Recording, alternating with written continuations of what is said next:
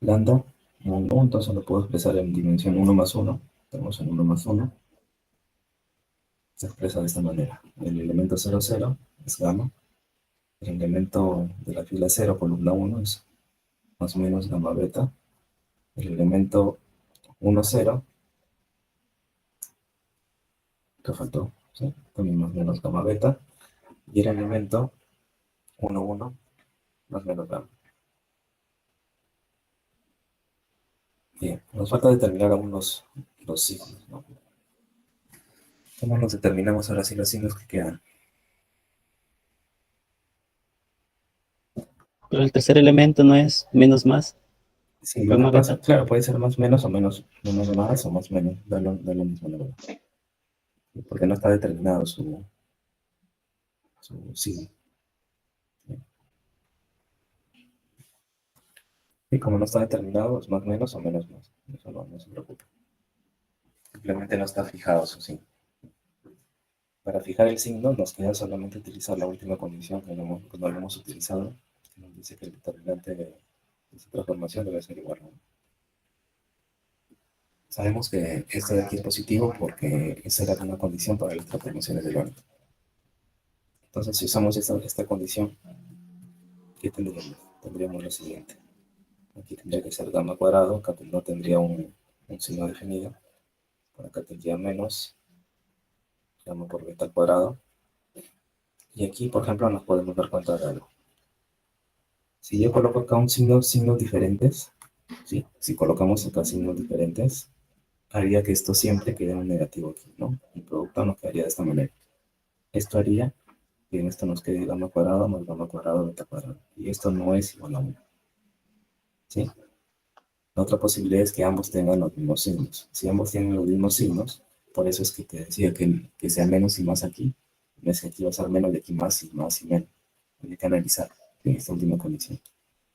Entonces, si tenemos signos iguales para estos dos elementos, cuando vamos a llegar al determinante nos va a quedar gamma cuadrado.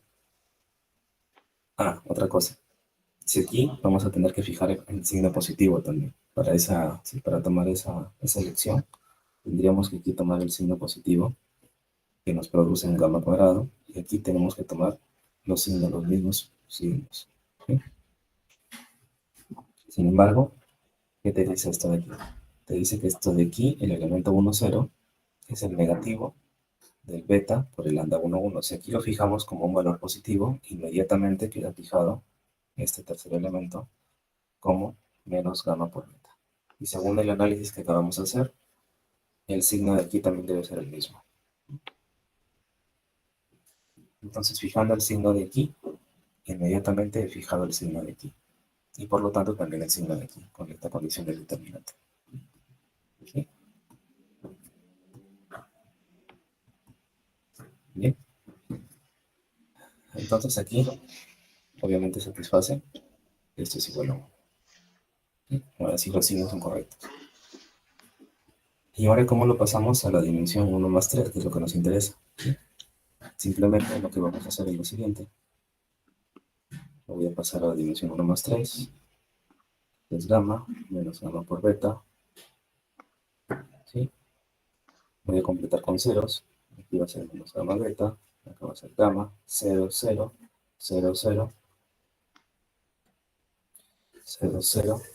Y en la diagonal, las coordenadas en la dirección 2 y 3 no se mueven, por lo tanto coloco 1. Esa es la transformación entonces en dimensión 1 más 3, ¿sí? La transformación de Lorentz. Esto es la forma como ustedes posiblemente han trabajado en la relatividad especial, han visto esta transformación, solo que ahora han visto cómo es que se puede ver directamente de la teoría de grupos, ¿no? ¿Qué pasa cuando yo tengo esta cantidad de aquí? X0 más X1 al cuadrado. Voy a colocar acá. Esta cantidad de aquí, estoy también en dos dimensiones. Acá estoy en dos dimensiones. En dimensión igual 2. ¿Qué sucede aquí? Bajo rotaciones, esta cantidad se mantiene invariante. ¿Sí? Y es fácil de ver que esta cantidad se mantiene invariante bajo rotaciones. Esto es bajo algún elemento del grupo CO2. ¿Sí?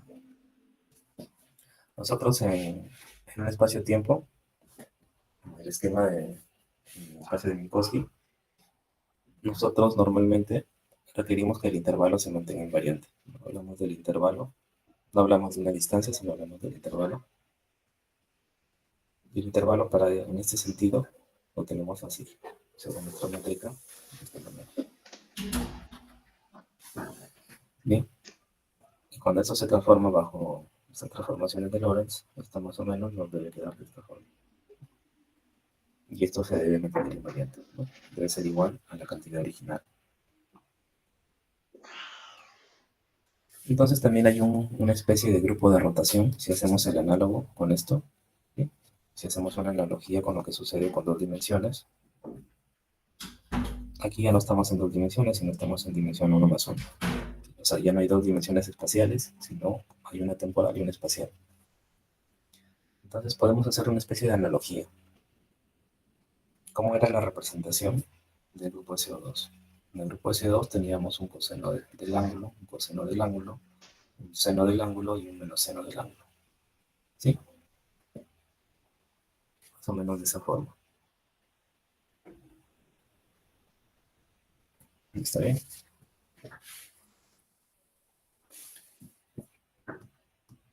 Por ejemplo, aquí en esta, para hacer un análogo, por ejemplo, ¿qué tendría que suceder con el ángulo? Para empezar, ¿qué sucede con la coordenada x1? Para tener lo que está abajo, tendríamos que hacer un cambio en la coordenada x1, la tendríamos que promover a una coordenada compleja, netamente imaginaria. Si hacemos eso, si hacemos este cambio aquí, por ejemplo, lo pasamos directamente a lo que está abajo, ¿sí? Haciendo solamente este cambio. Esto muchas veces se le llama continuación analítica porque el valor de x1 es un valor real y estamos extendiendo los valores hacia los valores complejos. ¿Sí? Para decir en dos dimensiones tenemos eso. Como elemento del grupo de CO2 es coseno.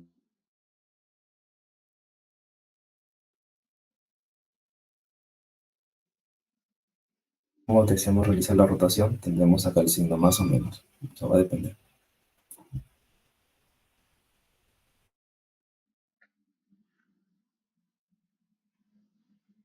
Desde aquí, cambiar. Y si nosotros fijamos el ángulo de esta manera,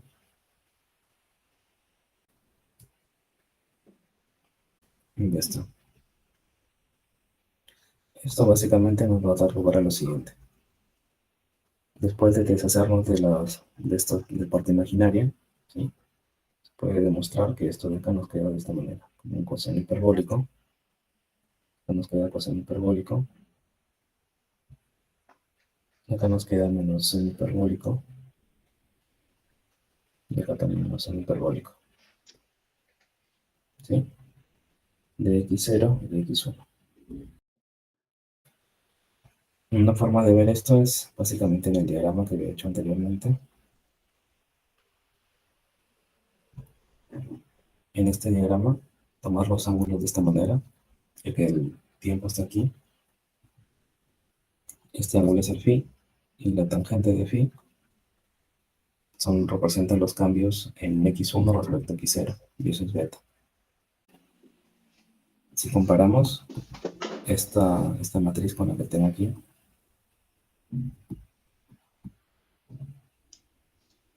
puedo comparar ambas y obtener que el coseno hiperbólico de phi es gamma, ¿sí? Y el seno hiperbólico de phi es gamma por beta. Y pueden ver que se verifica que la tangente hiperbólica de phi es beta. Esto se verifica porque ustedes asumen que el coseno hiperbólico de phi es gamma y el seno hiperbólico de phi es igual a gamma por beta. ¿Sí? Obviamente que el cociente nos da beta. Bien. Finalmente hemos parametrizado la transformación de Lorentz en función de este ángulo phi. ¿Sí? Ahora podemos ver la transformación de Lorentz general, x1', x2', x3'. Esto es igual a coseno hiperbólico. Voy a colocar acá phi en la dirección 1, menos seno hiperbólico phi en la dirección 1, menos seno hiperbólico phi en la dirección 1, coseno hiperbólico phi en la dirección 1, 0, 0, 1, 1, 0, 0, 0, 0, 0. De x0, de x1, de x2, de x3. Ya está. Bien. Figura entonces que representa, simplemente es un ángulo que representa un llamado boost, ¿sí? A lo largo de la dirección x1. A lo largo de la dirección x1. ¿Sí? Entonces esta transformación de Lorentz se puede entender en la representación unitaria de esta manera. Unitariamente se representa de esta manera. Legal ahí, voy a tener los parámetros de forma general, ¿ya? Voy a generalizar con todas las transformaciones. Esto lo vamos a ver así. Son tres parámetros multiplicado por los generadores. Estos son los K, son los generadores. Estos son los generadores de los bus. Esta palabra es del inglés, pero si quieren entender un poquito que hemos hecho acá, realmente hemos hecho una rotación también, ¿no? Esto es como una rotación. Entonces podemos entender también, en lugar de decir bus, podemos decir que son generadores también de las rotaciones, pero son las rotaciones de Lorentz. En esos términos también lo podemos entender. Para encontrar la forma explícita de cada generador, ¿qué tenemos que hacer? Simplemente aplicar esta expresión, menos i por la derivada parcial respecto a phi i de esta materia de transformación lambda, lambda general. ¿Cuál es? La que está respecto a cada dirección.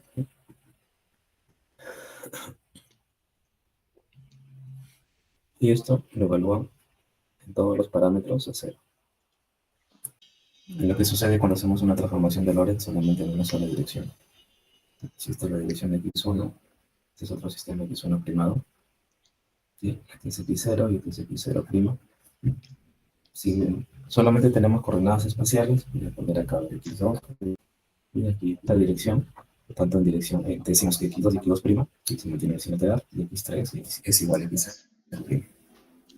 Y eso significa en términos de matrices que debemos colocar un 1 acá para que nos quede precisamente eso. ¿Sí? Por eso.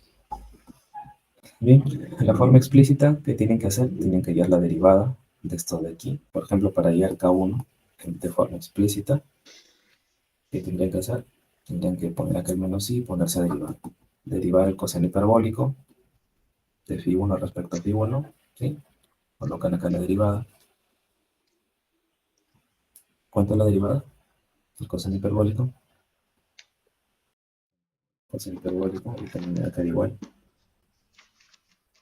Coseno hiperbólico de phi1 queda lo mismo.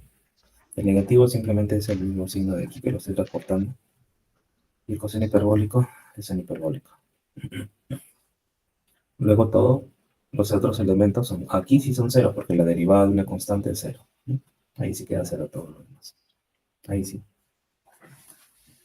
¿Qué tenemos que hacer también que nos dice esto? Que hay que evaluar en phi igual 0. O sea, esto lo evaluamos en phi igual 0.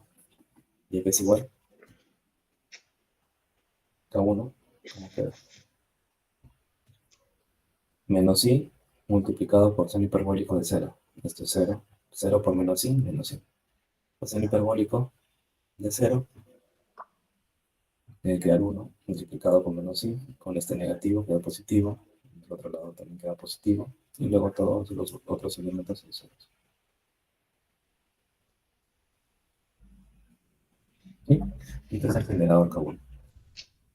Y así ustedes tienen que completar los otros generadores, K2 y K3. Fíjense aquí, por ejemplo, para que lo puedan completar. Aquí tienen en la primera, bueno, en la segunda fila y en la segunda columna, tienen los elementos que corresponden a la dirección 1. ¿Sí? Precisamente la dirección 1 está aquí. La dirección 1, la dirección 2 y la dirección 3. Aquí está la dirección 0, igual en las filas 0, 1, 2, 3. Fíjense que en la dirección 1 se encuentran los elementos sí. Para completar para K2 es obviamente que en la dirección 2 y en la fila 2 van a tener elementos en las posiciones respectivas y los valores y.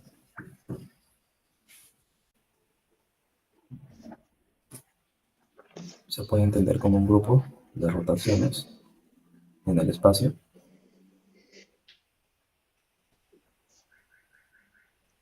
y las llamadas rotaciones de Lorentz o los BUS, ¿no? Lo van a encontrar en la bibliografía como BUS más que como rotaciones de Lorentz. Voy a poner acá los BUS. Si leen la bibliografía lo van a encontrar así. El término no lo traduce. Bien. Su representación unitaria en el espacio, como transformaciones de rotaciones, sería real ahí algunos ángulos por los generadores de la rotación. Y en Lorentz la tendríamos de esta forma.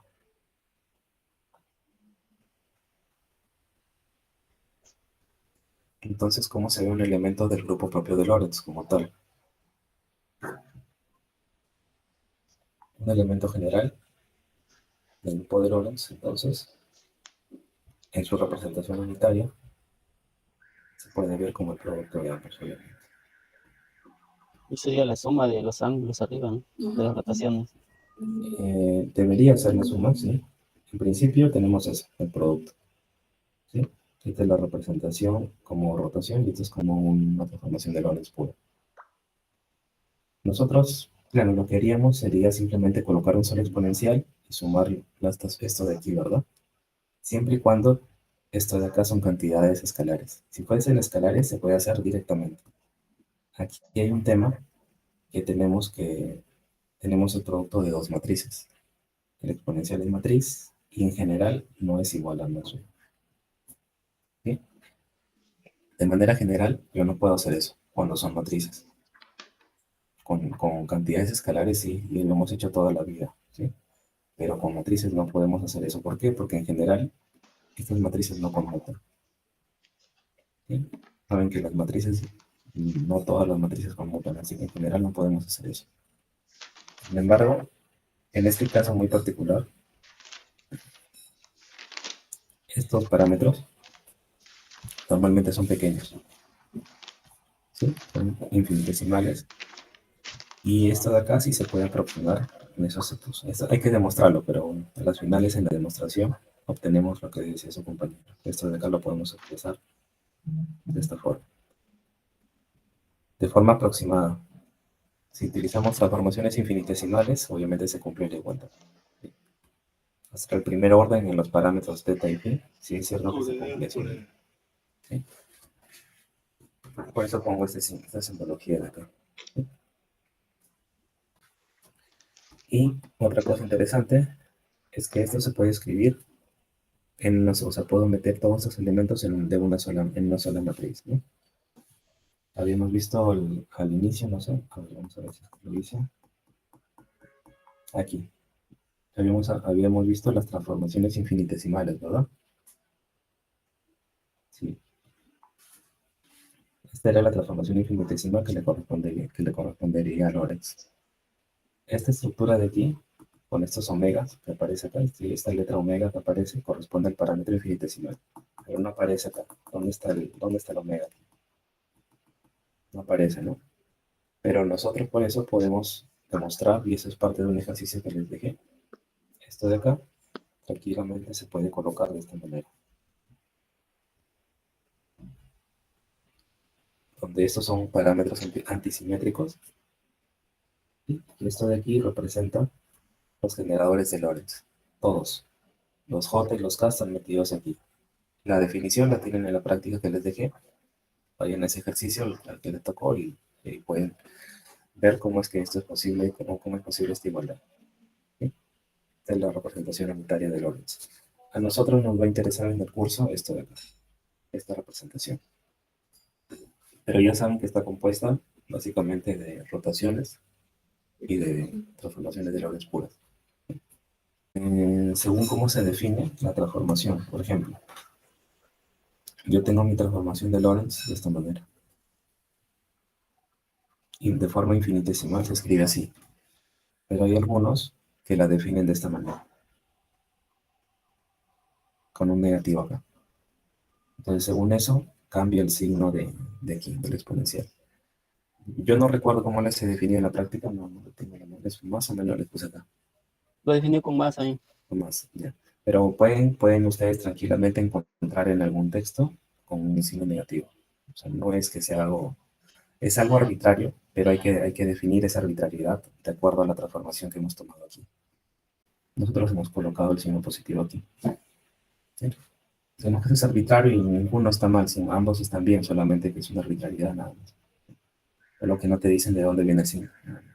En matemáticas, cuando estamos trabajando con grupos, nos queda de forma natural, nos queda el negativo, me parece, sí. El negativo queda de forma natural. Y a veces tratamos de ajustar todo para que quede negativo ahí. Aquí quede negativo. Y acá también puede quedar positivo, siempre y cuando cambiemos la definición de esto. Cambiando esta definición, sí puede quedar negativo acá. O sea, con las expresiones explícitas tengan cuidado que puede diferenciarse en un signo. Eso sí sucede.